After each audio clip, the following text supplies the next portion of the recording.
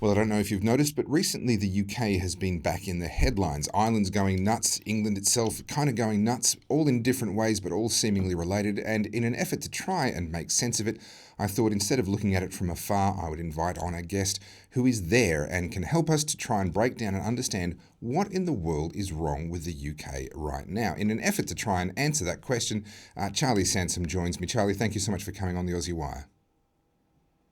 Thank you very much for having me. Now, for those that don't know your name, and over here in Australia, obviously, we're not in the news cycle the same as we are in the UK. Can you tell me or tell our viewers the story you were just telling me off air about how you became a household name in the UK for a week?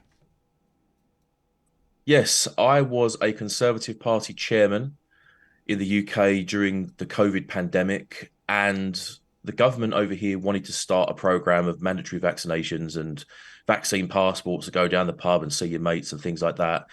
And I was invited onto the BBC in my job and asked how I felt about these plans. And I was so outraged, I called the Conservative Party tyrants and I quit my job live on air. Well, that is one way to do it. That is definitely going out with a bang. Massive respect to you for having the principles to give up that position, any prestige and influence that came with that on a point of principle like that. Now, the thing that brings us together today, and I mean, there's so many different stories to talk about. What's happening in the UK right now is just off the chain. But I wanted to talk about what just happened to Tommy Robinson, a name that's familiar to many of my viewers, no doubt. Someone who, again, has stood on principle, similar to yourself, time and time again. He's just been arrested again. What's going on? It seems to me that Tommy can do no right. He's recently been allowed back on social media by Elon Musk, and people have questioned that and said, "Well, what's the motive? Why has he been let back on now? There's all this racial tension, should we call it, in Mm. England, where it's Palestine marches here, Israel marches on the other weekend, and people not kind of agreeing on anything to do with that conflict in the Middle East, and they're kind of trying to portray him as this agitator because of his history protesting against radical Islam in the UK. Mm. So my personal view, he's being picked on for his views, but he hasn't actually said anything that anyone disagrees with. Well, it's interesting. He was here attending this march against anti-Semitism. He's accused of being a racist and a Semite, an anti-Semite, and all of that sort of thing. He was there working as a journalist, covering the event, and he was arrested by what has to be described as a small army of police officers. I mean, I've seen abuse of power in the past, but how many officers do you estimate there were? Easily 40 or 50. Looking at Yeah. the videos, I mean, I wasn't in London today, but I would say looking at the tapes, 40 to 50. Yeah. Now, this is what Tommy had to say here upon his release. We'll look at a video of his release in just a moment.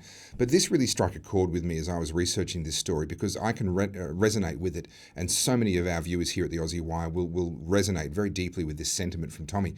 He says, I've been given bail conditions, obviously, to prevent me from entering London or partaking in any future demonstrations, which is a blatant abuse of my human rights. Now, this is exactly what we saw Victoria Police doing in Melbourne during the COVID lockdowns to stop people from participating in anti-lockdown protests. This sort of abuse of the power of arrest, the abuse of bail, is this happening widely in the UK or is this something unique to Tommy? I think, well, it's hard for me to tell actually, because Tommy's so famous that everything that happens to him gets put in the news. So Sure. whether this is commonplace, I don't know. I doubt it. I doubt it.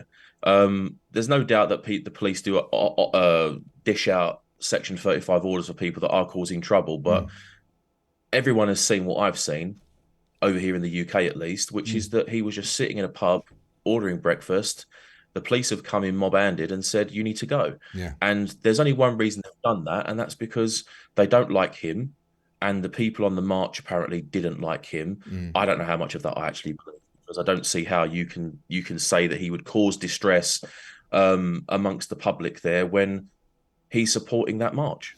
And honestly, the very concept that we're going to arrest you because your existence, your presence might cause distress. I mean, I can understand that in the case of, let's take a completely unrelated example, a domestic abuse victim would potentially be distressed by the presence of their abuser at an event. That I could understand. But the idea that someone who has expressed ideas and spoken words would then cause distress by showing up to a march that he's actually spoken words in support of, at least in the past, maybe not in this contemporary example, but in the past he's expressed support for these same ideas.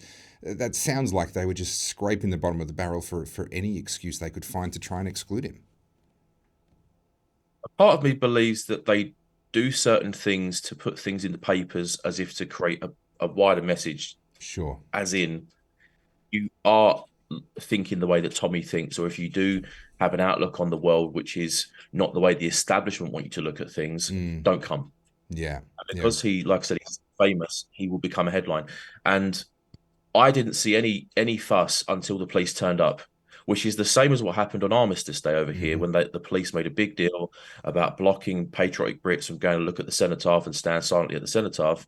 Is that they created a problem by backing up people without any just cause and saying, "Hold on a minute, you can't come down here." Mm. And naturally, people are saying, "Well, hold on, we're just British citizens. We want to go and pay our respects. Why are you stopping us going down here?" The police very rarely give answers. Mm. They just obfuscate and avoid things and just keep repeating themselves without actually giving you any information. So naturally, people get annoyed. But from what I can see of this, they've turned up, mob handed.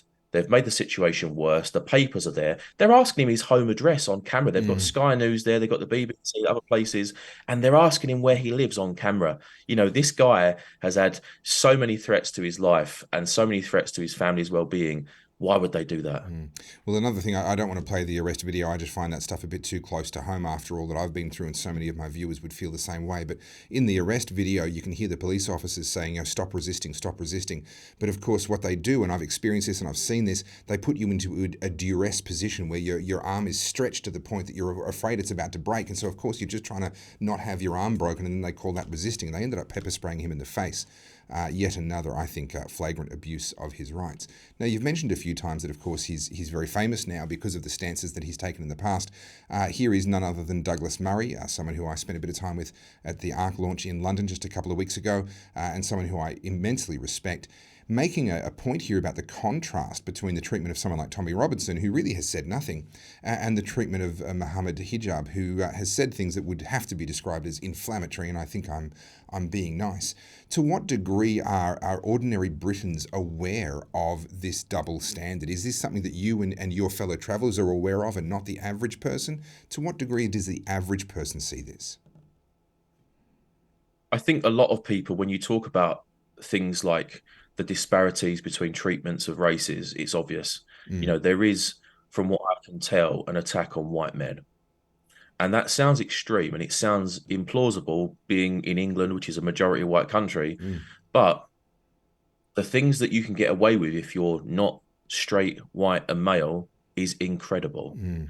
I mean, the reason why Mohammed Hijab gets away with what he gets away with is because Muslims typically have a tribal mentality. If you pick on one, you've picked on 10. Mm-hmm. And that's the same with the traveling community over here as well. If you pick on a gypsy, Mm. you know, it's not just one gypsy you picked on 100.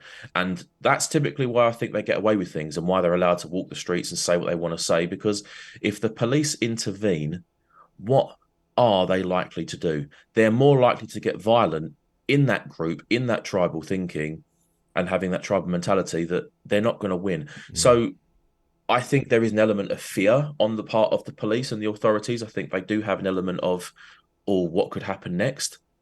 And I don't blame them for that in a way, because I think the circumstances in this country have allowed groups like this to have free reign and to do whatever they want. And would you want to put your life at risk for 30 grand a year? I don't know. Well, I mean, it's understandable. Yes, I don't disagree with that, but that doesn't make it any less concerning. And how long can a nation really survive in a situation where even your law enforcement are unable or unwilling to enforce laws?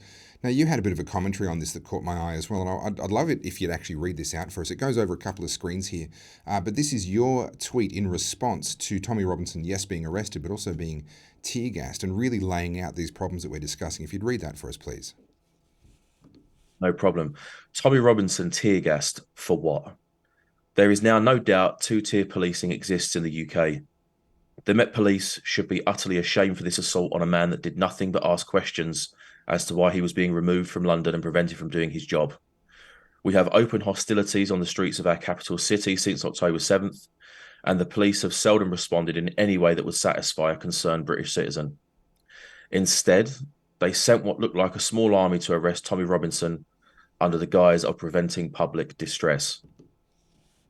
If you watch the videos leading up to Tommy's removal by the old Bill, there are easily heard shouts of, "We love you, Tommy," whilst he tries to protect his children by avoiding on camera questioning about his home address. Mm. When asking the public if anyone was distressed by Tommy's presence, the public responded to him that they weren't. So, to whom was this alleged distress being caused, and where was the potential for any civil unrest? We, the British public, are becoming tired and frustrated by this continual degradation of our civil liberties. If we cannot ask questions and hold authorities to account, we are no longer a democracy, if we ever were. Is this the Britain we want to live in?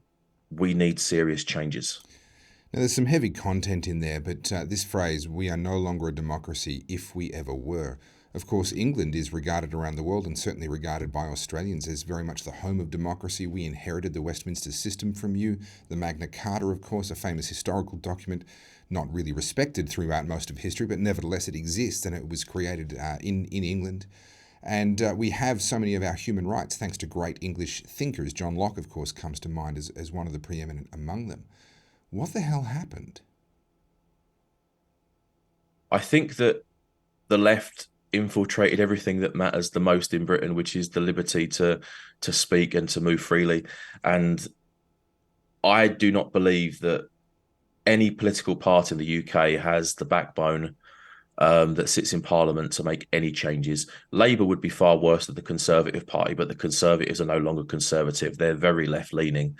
And people believe that because the branding says Conservative, then they must be, but they're not. If you can't question these people as to why they're doing what they're doing without facing arrest or facing the loss of your job or facing social ostracization, then you don't live in a democracy. If you're being ostracized from society because of your viewpoints and because you've asked a question, no one can say that's democratic. We might live under the pretense that we're democratic, but I don't think we actually are anymore.